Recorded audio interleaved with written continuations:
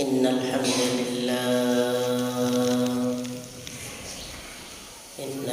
لله نحمده ونستعينه ونستغفره ونؤمن به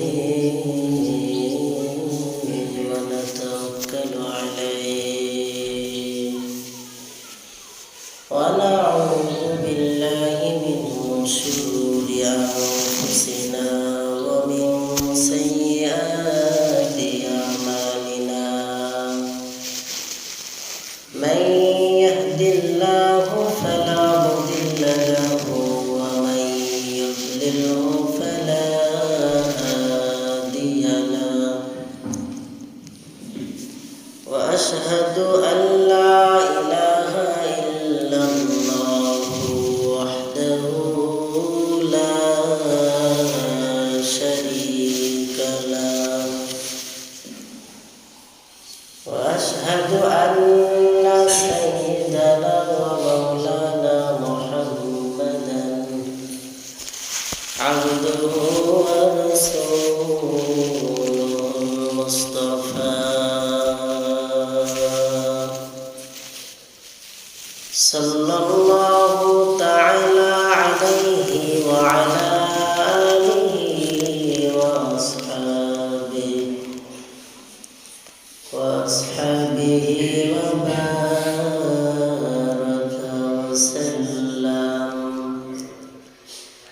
وبارك وسلم تسليما كثيرا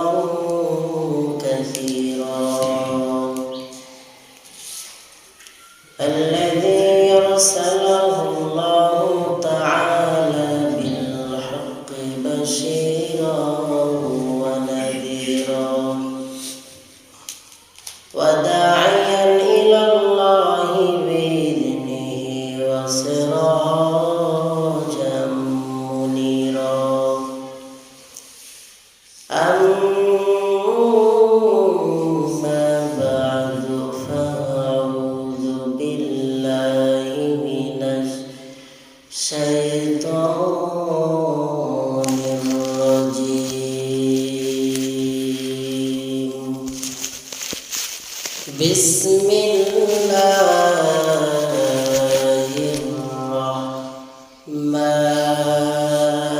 الرحمن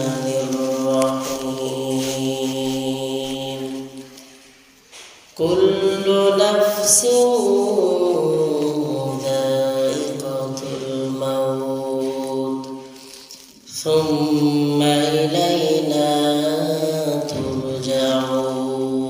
ترجعون وقال النبي صلى الله عليه وسلم القبر روضة من رياض الجنة أو كما قال النبي عليه الصلاة والسلام صدق الله مولانا العظيم وصدق رسوله النبي الكريم ونحن على ذلك لمن الشاهدين والشاكرين والحمد لله رب العالمين अपने मौत से कोई बशर नहीं साबन हो परस्तो बल्कि खबर नहीं यहाँ हम सब मुसाफिर हैं वहीं आखिर ठिकाना कोई आगे रवाना है कोई पीछे रवाना बलगल उला बिकमाली कशफत दुजा बिजमालिही हसनत जमीअ खिसालिही صلوا عليه وآله بلغ العلا بكماله كشف الدجى بجماله حسنت جميع خصاله صلوا عليه وآله আলহামদুলিল্লাহ।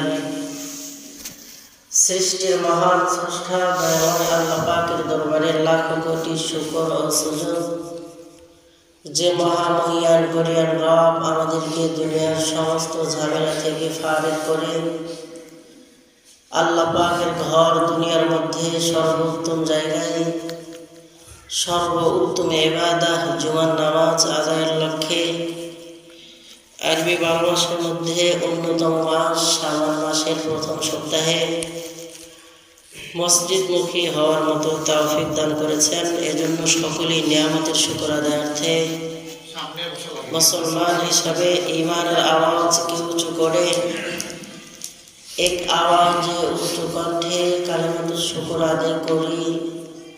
সকলেই জবান খুলে পড়ি আলহামদুলিল্লাহ। অতঃপর যে আল্লাহ তাআলা আমাদের হেদায়েতের জন্য, মুক্তির জন্য যুগে যুগে লক্ষাধিক নবী রাসূল পাঠিয়েছিলেন, তাদের মধ্যে আমার নবী সর্বশ্রেষ্ঠ নবী জনাবে মুহাম্মদ মুস্তাফা সকলেই পড়ি সাল্লাল্লাহু আলাইহি ওয়াসাল্লাম। মুহতারাম সামিঈন, কোরআনুল কারীমের আয়াতের মধ্য হতে একটি আয়াতে কারিমা তেলাওয়াত করেছি।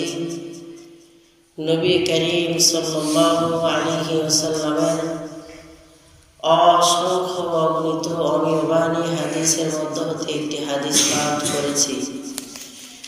তেলাওয়াতকৃত আয়াত বা হাদিসকে সামনে রেখেই সবাই সংক্ষিপ্ত পরিসরে কিছু কথা বলার চেষ্টা করব ইনশাআল্লাহ। আল্লাহ পাক বর্ণনা করেছেন, কুল্লু নাফসিন যায়িকাতুল মাউত, প্রত্যেক নফসকেই, প্রত্যেক হাইওয়ানাতকেই যায়িকা আস্বাদন করতে হবে, উপভোগ করতে হবে। মউত মানে মৃত্যুর স্বাদ। প্রত্যেক প্রাণীকেই মৃত্যুর স্বাদ আস্বাদন করতে হবে, মৃত্যুর স্বাদ উপভোগ করতে হবে। বর্তমান বিশ্বে প্রায় 84,000 প্রাণী কম বেশি আছে। এই এতগুলো প্রাণীকেই মৃত্যুর স্বাদ অবশ্যই গ্রহণ করতেই হবে, অর্থাৎ দুনিয়ার থেকে তাদের বিদায় নিতেই হবে। দুনিয়াতে কেউ চিরকাল থাকেও নেই, থাকতে পারবেও না। যত বড়ই ক্ষমতাশীল হোক না কেন, কেউ চিরকাল দুনিয়াতে থাকছে? সবাইকে বিদায় নিয়ে কবরের বাড়িতে যাইতে হয়েছে। যত বড় বীর বাহাদুর হোক না কেন, মৃত্যু এমন একটা শব্দ যে শব্দটাকে অস্বীকার করার মতো গোটা বিশ্বের মধ্যে কোনো মানব দানব নেই। মৃত্যু হবেই হবে। সবচাইতে সুনিশ্চিত বিষয় হলো মৃত্যু, আর সবচাইতে অনিশ্চিত বিষয় হলো মৃত্যুর সময়। মৃত্যু হবে নিশ্চিত, মৃত্যুর হাত থেকে কেউ রেহাই পাবে না। যে কোনো হালতেই মৃত্যু হয়ে যেতে পারে, যে কোনো হালতে মৃত্যু হয়ে যেতে পারে। তবে সবচাইতে উত্তম মৃত্যু হলো যেই মৃত্যুটা কালেমা পড়তে পড়তে হয়। সুবহানাল্লাহ। সে যেখানেই ইন্তেকাল করুক না কেন, পানিতে ইন্তেকাল করুক, আর আগুনের মধ্যে ইন্তেকাল করুক, আর ঘরে ইন্তেকাল করুক, আর পাতারে ইন্তেকাল করুক, আর বাহিরে ইন্তেকাল করুক, আর রাস্তায় ইন্তেকাল করুক, অফিস আদালত, যে যেখানে ইন্তেকাল করুক না কেন, যে যেখানেই থাকুক না কেন, নির্ধারিত সময় মালাকুল মউত সামনে এসে দাঁড়িয়ে যাবে। তবে কোন মৃত্যুটা ভালো? যেই মৃত্যুতে কালেমা নসিব হয়ে গেল। যে মৃত্যুতে কি নসিব হলো? কালেমা নসিব হয়ে গেল। এজন্য বলেছে যে কালেমার তালকিন দিও গো আমায়, মৃত্যুর সময় আমরা কালেমার তালকিন না দিয়ে কান্না করা শুরু করি, হাই হতাশ, এই হয়েছে ওই হয়েছে, মা বোনদের কান্না যা বিলাপিতে চাইছে। হাই হতাশ কেন? মৃত্যুর সময় একজন মনুষ্য ব্যক্তির পাশে দাঁড়িয়ে বসে কালেমার তালকিন দিতে থাকে, আস্তে আস্তে আবার জোরে জোরে না, পড়ো কালেমা, পড়ো কালেমা, এরকম না। আপনি গুনগুন গুনগুন করে কানের পাশে পড়তে থাকেন। যদি জোরে জোরে বলেন, ও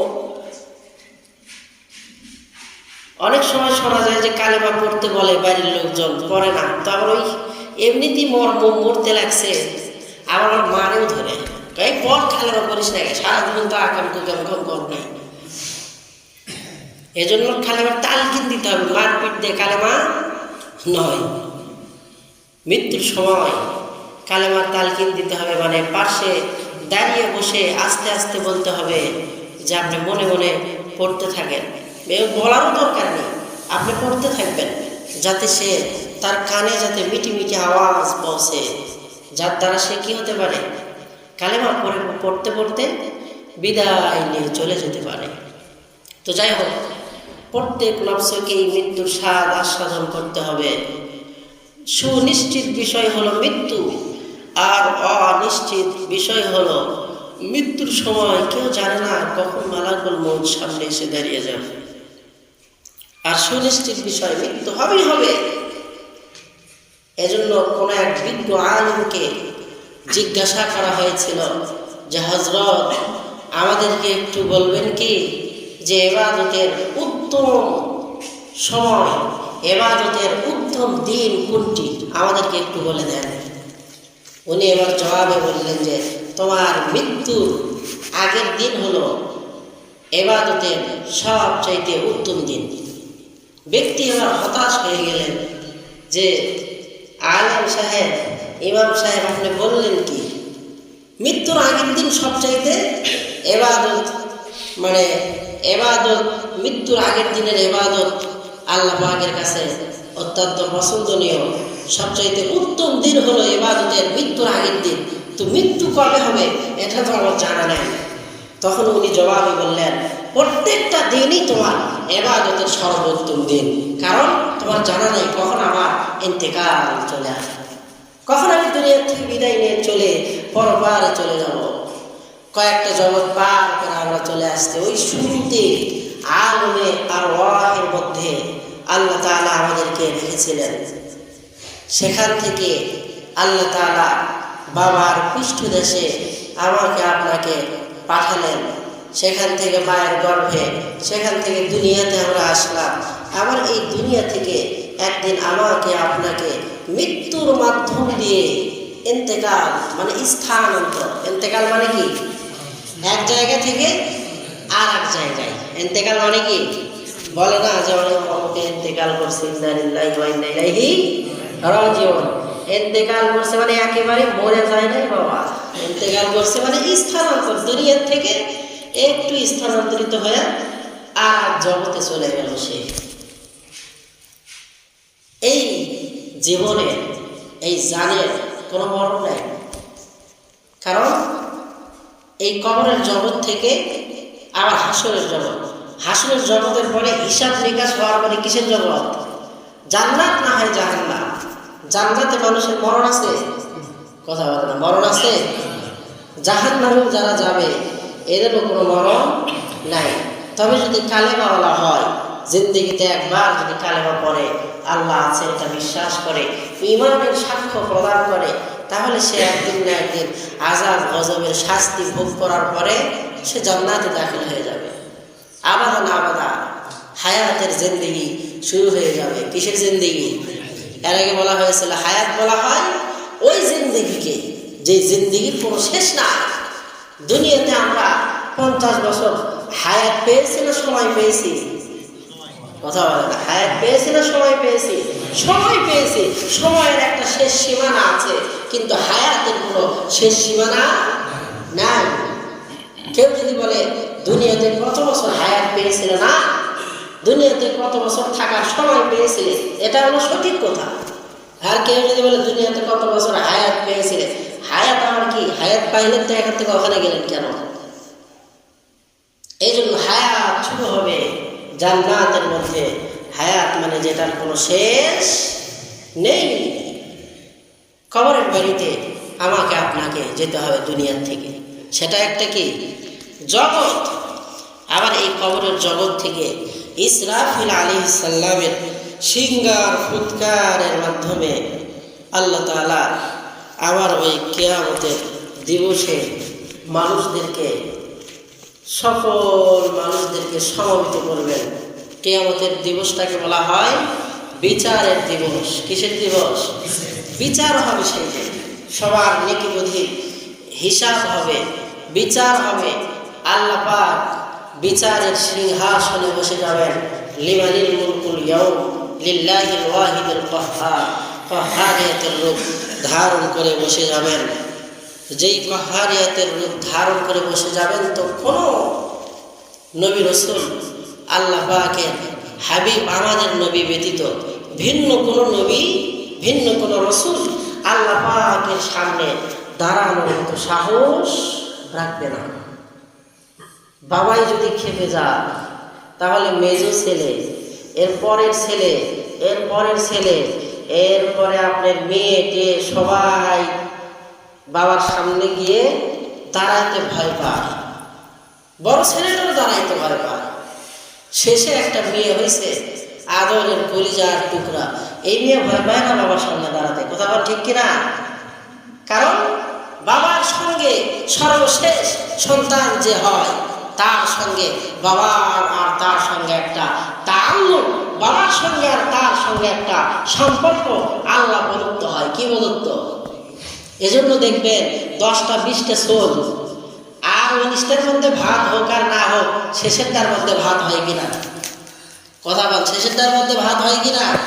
একবারে 95%, 99% বললেও ভুল হবে না। সব ছোট সন্তানকে নিয়ে, ছোট বেটিকে নিয়ে জীবন কাটিয়ে দিচ্ছে, অথচ বড় সন্তানকে নিয়ে, মেজো সেজো সন্তানকে নিয়ে একদিন থাকলে ঢগঢগ শুরু হয়ে যায়। কথা বল ঠিক কিনা? আল্লাহ তাআলার সামনে সবাই দাঁড়াইতে ভয় পাবে, কিন্তু আল্লাহ পাকের হাবিব যিনি সর্বশেষে দুনিয়াতে এসেছেন, কিন্তু তার মান মর্যাদা, তার প্রতি আল্লাহ তাআলার তাআল্লুক, ভালোবাসা এতই বেশি যে সবাই আল্লাহ পাককে দেখে ভয় পাইলেও আমার আপনার নবী জনাবে মুহাম্মদ আরবি সাল্লাল্লাহু আলাইহি ওয়াসাল্লাম আল্লাহ পাকের সামনে দাঁড়াইতে ভয় পাবে না। ছোট মেয়ে যে এরকম বাবার সামনে দাঁড়াইতে ভয় পায় না, ছোট সন্তান যে এরকম তার বাবার সামনে দাঁড়াইতে ভয় পায় না, আমাদের নবী সবার শেষে এসেছে, সেই হিসেবে ছোট, এরপরেও আল্লাহ তাআলার সামনে দাঁড়াইতে কোনো ভয় পাবে না। বিচারের সিংহাসনে আল্লাহ পাক বসে যাবেন। সব হিসাব নিকাশ হওয়ার পরে আবার 2টা জগৎ। কয়টা জগৎ? আবার 2টা জগৎ। মানুষ হয় জান্নাতে যাবে, না হয় জাহান্নামের ভিতরে নিপতিত হয়ে যাবে।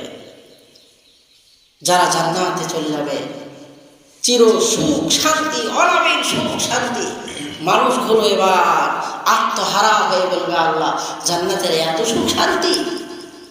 আল্লাহ তাআলা ডাক দিয়ে বলবে, বান্দা জান্নাতের সুখ শান্তি তো শুরুই হয় না। জান্নাতের যত নাজ নিয়ামত আছে, আমি আল্লাহ তাআলা যত নাজ নিয়ামত রেখেছি, সবচাইতে বড় নিয়ামত হলো আমি আল্লাহ পাকের দিদার। সবচেয়ে বেহতের নিয়ামতে দিদারে তু।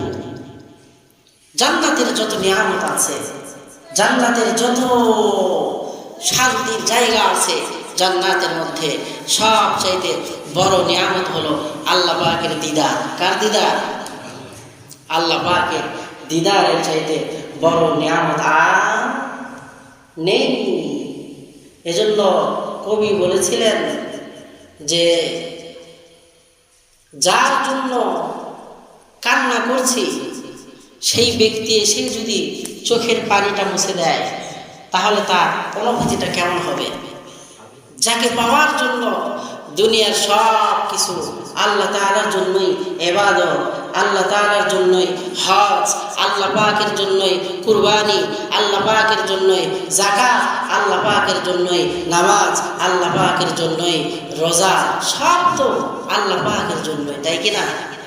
ওই আল্লাহ তাআলাই যদি আমার আপনার দিদার দেন, তাহলে এর চাইতে বড় মজার আর কিছু আছে? আল্লাহ পাক বলেন জান্নাতের মধ্যে সবচাইতে বড় নিয়ামত হলো আমি মাওলা পাকের দিদার। আল্লাহ তাআলা মানুষদের সঙ্গে দেখা করার জন্য ফেরেশতাদেরকে অর্ডার করবে এই পুরো জান্নাতের মধ্যে একটা স্টেজ সাজাও। সমস্ত ফেরেশতাগণ আল্লাহ তাআলাকে ডাক দিয়ে বলবে মালিক জান্নাতের মধ্যে তো স্টেজ হয়ে গিয়েছে, যেই স্টেজের উপরে বাবা আদম থেকে আমার আপনার নবী আখিরি নবী মুহাম্মদ পর্যন্ত যত নবী রাসূলকে আল্লাহ তাআলা পাঠিয়েছেন সমস্ত নবী রাসূলগণ ওই স্টেজের উপরে উপস্থিত থাকবে। আর সভাপতির সিংহাসনে আমার আপনার নবী বসে পড়বেন, আর প্রধান অতিথির আসনে স্বয়ং রব্বুল আলামিন তাশরিফ আনবে। দুনিয়ার মাহফিলগুলো আলোকিত করতে গেলে কত রকমের লাইট, কতগুলো লাইট লাগাইতে হয়। শুধুমাত্র প্যান্ডেল আলোকিত করতে গেলে 7-8টা বাতির প্রয়োজন হয়, কথা বল ঠিক কিনা? সমস্ত জান্নাতি, সমস্ত নবীর সমস্ত উম্মতগুলো ওই প্যান্ডেলের ভিতরে থাকবে। কত বড় প্যান্ডেল হবে আর কত বড় মঞ্চ হবে। এবার সাহাবায়ে কেরাম আরজ করলেন, ও আল্লাহর নবী, ওই জান্নাতের মধ্যে আল্লাহ তাআলা যে মাহফিল করবে ওই এত বড় মাহফিলের আলো কোথায় থেকে হবে? আল্লাহ পাকের হাবিব জানিয়ে দিলেন, তোমাদের নবী, শেষ নবী মুহাম্মদ আরবি সাল্লাল্লাহু আলাইহি ওয়াসাল্লামের চেহারার নূরের কারণে ওই জান্নাতের পুরা মাহফিলটাকে আল্লাহ তাআলা আলোকিত করে দিবে। আল্লাহ তাআলা এবার দাউদ নবীকে বলবে, দাউদ তুমি কোরআন কারীম তেলাওয়াত করে শুনিয়ে দাও। কোন ফায়াকুন বলিয়া আল্লাহ তাআলা দাউদ নবীরে কোরআনের হাফেজ বানায় দিবে। দাউদ নবী সূরা তাহা তেলাওয়াত করা শুরু করবে। মানুষগুলো সূরা তাহার তেলাওয়াত শোনার পরে 100 বছর আর 200 বছর না, 600 বছর অজ্ঞান হয়ে ঘুমিয়ে থাকবে। জান্নাতের হুর আর গিলমানগুলো পাগল হয়ে যাবে আর ডাক দিয়ে বলবে, মালিক জান্নাতীদের জন্য আমরা বড় সাজসজ্জা করে বসে আছি, তাড়াতাড়ি আমাদের কাছে আমাদের স্বামীগুলোরে ফেরত দেন। এবার জান্নাতের হুর গিলমানগুলো তসবির দাগার মতো ছোট ছোট তসবির মতো নিয়ে মানুষের শরীরে ঠকাইতে থাকবে আর বলবো, ওঠো ওঠো। মানুষগুলো আবার বন্যায়মান হয়ে যাবে। আল্লাহ পাকের হাবিব জনাবে মুহাম্মদ মুস্তাফা সাল্লাল্লাহু আলাইহি ওয়াসাল্লাম সূরা ইয়াসিন তেলাওয়াত করা শুরু করবে। মানুষগুলো আমার আপনার পয়গম্বরের কোরআনের তেলাওয়াত শুনে 600 বছরের অধিক বেহুশ হয়ে পড়িয়া থাকবে। ওই হুর আর গিলমানগুলো এসে যদি না ডাক দিত তাহলে আবাদান আবাদান আবাদান মানে যাই যেই সময় সীমার কোনো শেষ নাই। মানুষগুলো অজ্ঞান হয়ে তাদের গলার আল্লাহ পাকের রসুলের গলার সুরের আওয়াজের কারণে তারা আবাদান আবাদান ঘুমিয়ে থাকতো। জান্নাতের হুর আর গিলমানগুলো বলে, ওঠো ওঠো। আল্লাহ তাআলা আমার ফেরেশতাদেরকে ডাক দিয়ে বলবে, আমার নূরের ওই 70,000 পর্দাগুলো উঠিয়ে দাও। আমি আল্লাহ তাআলা আমার জান্নাতীদের সঙ্গে দেখা দিতে চাই। আল্লাহ তাআলা সূরাত আর রহমান তেলাওয়াত বলবে আনার রহমান আল্লামনাল কোরআন। কোরআনে এতদিন আমরা বলেছি আর রহমান, ওই রহমান আল্লামাল কোরআন, যিনি আমাদেরকে কোরআন শিখাইছেন। আল্লাহ তাআলা জান্নাতের মধ্যে বলবেন আনার রহমান, আমি হইল ওই রহমান, আল্লামনাল কোরআন, আমি আল্লাহ তোমাদেরকে কোরআন শিখাইছি। সবচেয়ে বেহতের নিয়ামত এটি, দারেতু হুরুল মাল দিয়ে আমরা কি করব? আপনার দিদার সবচেয়ে আমাদের কাছে প্রিয় আল্লাহ পাকের দিদার। এজন্য আল্লাহ পাক রাসূল জান্নাতে আমাদের সম্মুখে দেখা দিবেন। জান্নাত যদি পাইতে চাই অবশ্যই ইবাদত বেশি করার দরকার আছে না নাই? সামনে ইবাদতের মৌসুমের মাস, শাবান মাস ইবাদতের কিসের মাস? মৌসুমের মাস। এজন্য আগামী শুক্রবার সবে বরাত হবে, মসজিদে তো আলোচনা হবে, বাদ মাগরিব থেকেও আলোচনা হবে। আর এই যে আসিতেছে মঙ্গলবারের দিন এই মসজিদে মাসিক ইজতেমা হবে। শাহজালাল হুজুরকে তো আমরা দাওয়াত দিয়ে পাই না, তো আপনারা পেয়েছেন আলহামদুলিল্লাহ। অবশ্যই মঙ্গলবারের দিন এখানে মাসিক ইজতেমা হবে, আমরা সকলে উপস্থিত থাকার চেষ্টা করবো ইনশাআল্লাহ। আল্লাহ তাআলা আমাদেরকে তৌফিক দান করেন। আমার তৌফিক ইল্লা বিল্লাহ।